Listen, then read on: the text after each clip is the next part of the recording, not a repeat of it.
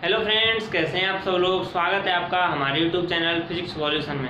तो दोस्तों, हमारा चल रहा था रोटेशनल मोशन। उसमें अब तक हम बात कर चुके थे द्रव्यमान केंद्र, और पिछले लेक्चर में हमने बात कर ली थी भिन्न भिन्न स्थितियों के लिए हमने वस्तुओं के लिए देखा था कि द्रव्यमान केंद्र की स्थिति क्या होती है। तो आज इस लेक्चर में हम बात करने वाले हैं एंगुलर डिस्प्लेसमेंट की, यानी कि कोणीय विस्थापन की, कि कोणीय विस्थापन क्या होता है। तो कोणीय विस्थापन क्या होता है, मान लो कि किसी अक्ष के प्रति कोई कण मोशन कर रहा है, यानी कि कोई घूर्णन गति कर रहा है, तो उस कण का जो स्थिति सदिश होता है वह किन्हीं दो स्थितियों के मध्य का जो कोण होता है, जो कोण थीटा होता है, वही उसका कोणीय विस्थापन कहलाता है। कैसे, माना कि यहाँ पर कोई कण है, मान लेते हैं ये कोई कण है, ये किसी अक्ष के प्रति घूर्णन कर रहा है, तो जो इसका स्थिति सदिश होता है वह किन्हीं दो स्थितियों के लिए, माना कोई स्थिति P है तथा ये स्थिति कोई Q है, इन दोनों स्थितियों के मध्य का जो कोण होता है उसके इक्वल होता है कोणीय विस्थापन। तो यहाँ से आएगा जो कोणीय विस्थापन थीटा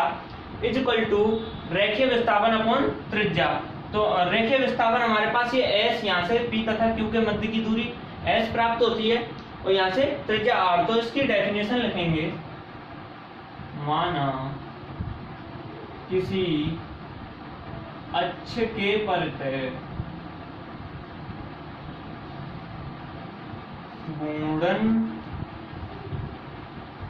करते हुए कण का स्थिति सदिश, यानी कि कोई कण है जो कि किसी अक्ष के प्रति घूर्णन कर रहा है, स्थिति सदिश कण की किन्हीं दो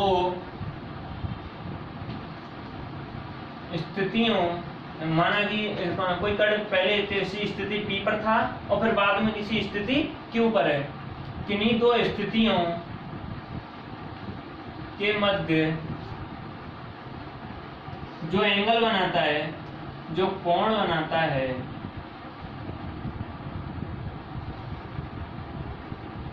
वह उसका कोणीय विस्थापन कहलाता है।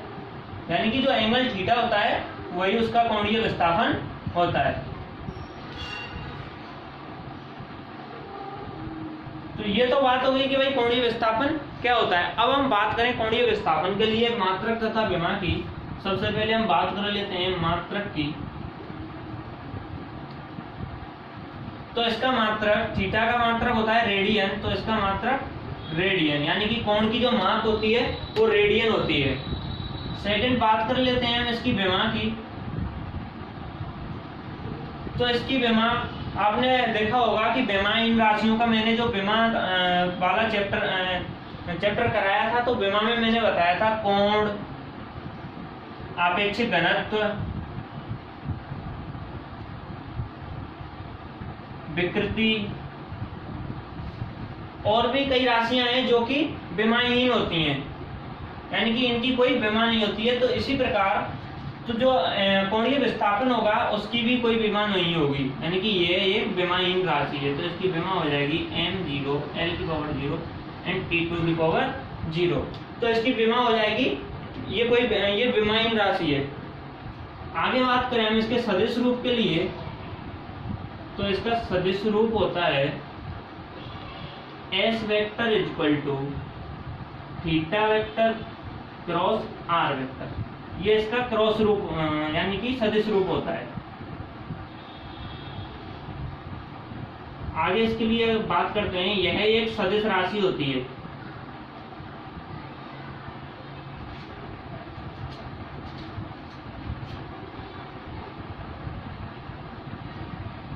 तो ये नोट कर लेंगे यहाँ से कोणीय विस्थापन के लिए कि कोणीय विस्थापन क्या होता है। ये इसकी डेफिनेशन हो गई, ये इसका मात्रक हो गया, ये इसकी विमा हो गई, और ये इसका सदिश रूप, और यह एक सदिश राशि होती है। आगे हम बात करते हैं, ये काफी इंपॉर्टेंट टॉपिक है,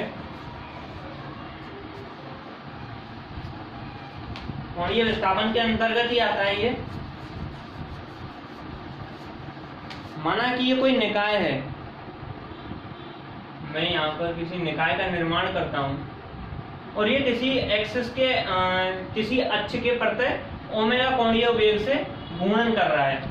तो इसके जो कणों की स्थितियां होती हैं, यानी कि इसके जो कण है, माना कि ये कोई कण m1 है, ये इसका कोई कण m2 है, इनकी स्थितियां हैं वो भिन्न भिन्न हैं।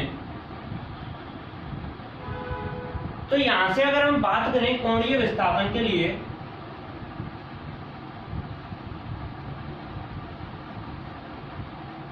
तो कोणीय विस्थापन में यानी कि किसी निकाय के भिन्न भिन्न कणों के लिए कोणीय विस्थापन का मान अगर वो किसी अक्ष के प्रति घूर्णन कर रहा है तो कोणीय विस्थापन का मान सेम प्राप्त होता है।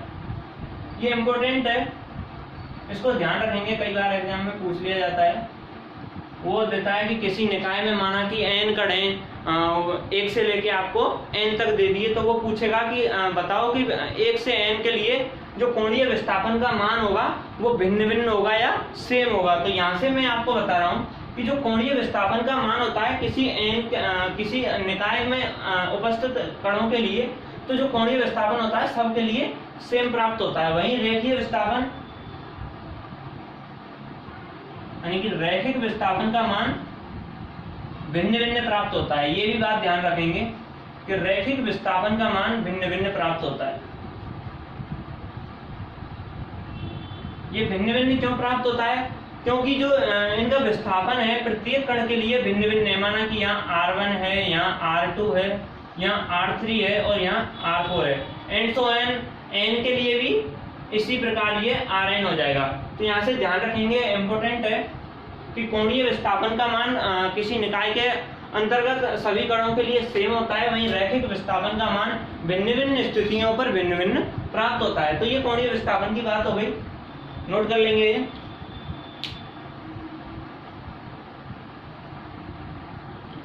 तो कोणीय विस्थापन के बाद अब हमारा आता है कोणीय वेग, यानी कि कोणीय वेग क्या होता है। तो कोणीय वेग क्या होता है कि जो एकांक समय में कोणीय विस्थापन का मान होता है वही कोणीय वेग कहलाता है। कैसे?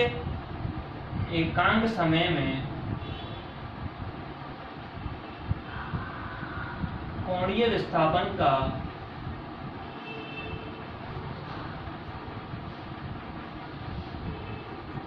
मान कोणीय वेग कहलाता है।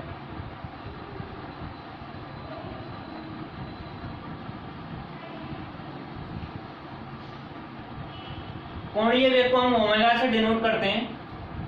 कोणीय वेग को ओमेगा से डिनोट कर दिया, तो हम यहाँ से देख रहे हैं कि कोणीय वेग ओमेगा इक्वल टू, तो हमारे पास आया था क्या, कोणीय जो विस्थापन आया था वो आया था थीटा अपॉन एकांक समय के लिए तो dt। तो ये हमारे पास आ गया कोणीय वेग, यानी कि कोणीय वेग इज इक्वल टू कोणीय विस्थापन बटे समय। तो ये हमारे पास कोणीय वेग का फॉर्मूला आ गया।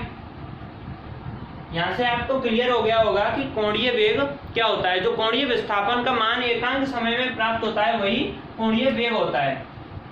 आप इसको ऐसे भी कर सकते हैं कि अगर आप कोणीय विस्थापन का अवकलन कर रहे हो, ऐसे भी कि कोणीय विस्थापन का अवकलन, यानी कि आपने कोणीय विस्थापन का अवकलन कर दिया, तो जो कोणीय विस्थापन के अवकलन के बाद जो हमें प्राप्त होता है वह कोणीय वेग प्राप्त होता है। ये सारे के सारे ऐसे रैखिक में चलते थे, ऐसे ही ये कोणीय में चलते हैं, बस यहाँ पर इनके जो डिनोशन है वो बदल जाता है। तो कोणीय वेग के लिए हम बात करें इसकी विमा की, तो इसकी विमा होती है m की पावर 0, l की पावर 0 और t टू दी पावर -1, ये इसकी विमा होती है। तो ये कोणीय वेग हो गया। अब बात करते हैं हम, माना कि किसी तात्क्षणिक समय पर कोणीय वेग क्या होगा। मिटा देते हैं इसको यहां से।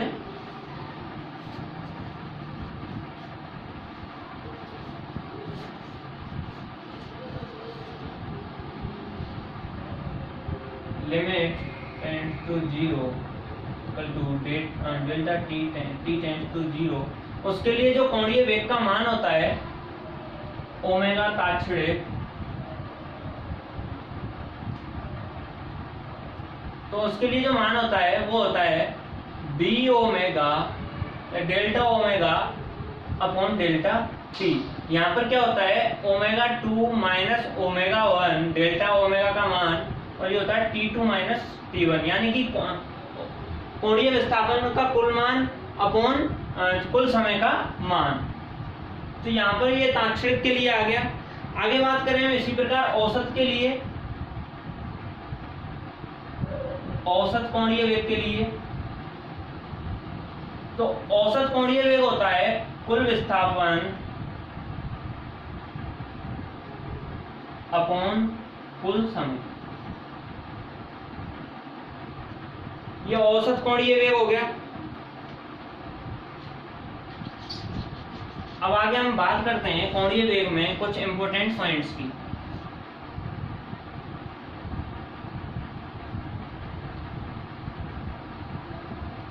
पॉइंट नंबर 1 है कि जो ओमेगा का मान होता है, हम पीछे भी पढ़ चुके हैं, omega equal to 2 pi upon T, यानी कि टी यहाँ पर आवर्तकाल होता है, ओमेगा का मान 2 पाई अपॉन टी होता है। एक और ओमेगा का मान होता है omega equal to 2 pi N, यहाँ पर एन आवृत्ति होती है। ये ओमेगा यानी कि कोणीय वेग के मान होते हैं। ये इसके और इसके फॉर्मूला है, omega equal to 2 pi upon T और ओमेगा इक्वल टू 2 पाई है। यहाँ टी तथा एन, टी यहाँ आवर्तकाल है और एन यहाँ आवृत्ति है। ये इंपोर्टेंट पॉइंट है। सेकंड पॉइंट, जो कोणीय वेग का परिमाण होता है, कोणीय वेग का परिमाण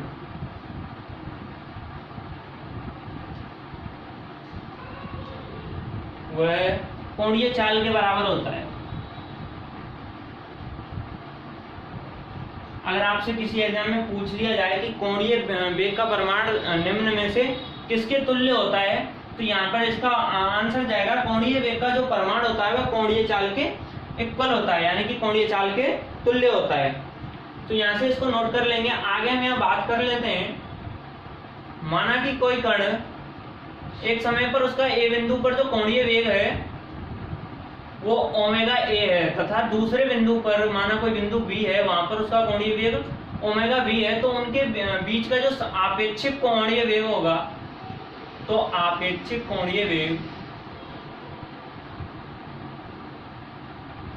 वो हो जाएगा omega B A equal to omega B minus omega ये यहाँ पर इसका आपेक्षिक कोणीय वेग हो जाता है। अगर दोनों कण एक समान दिशा में जा रहे हो, एक समान दिशा में गतिशील,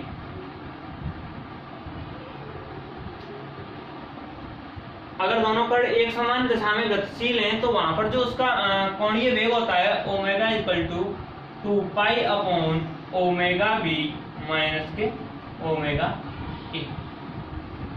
तो ये यहाँ पर हमने कोणीय वेग की बात कर ली है। तो आज के इस लेक्चर में हमने बात की कोणीय विस्थापन तथा कोणीय वेग के लिए। अगर आपको इनमें से इन दोनों टॉपिक्स में से कोई भी प्रॉब्लम आती है, किसी न्यूमेरिकल में प्रॉब्लम आती है, अगर कोई भी क्वेरी हो तो हमें कमेंट करके जरूर बताएं। Thanks for this lecture.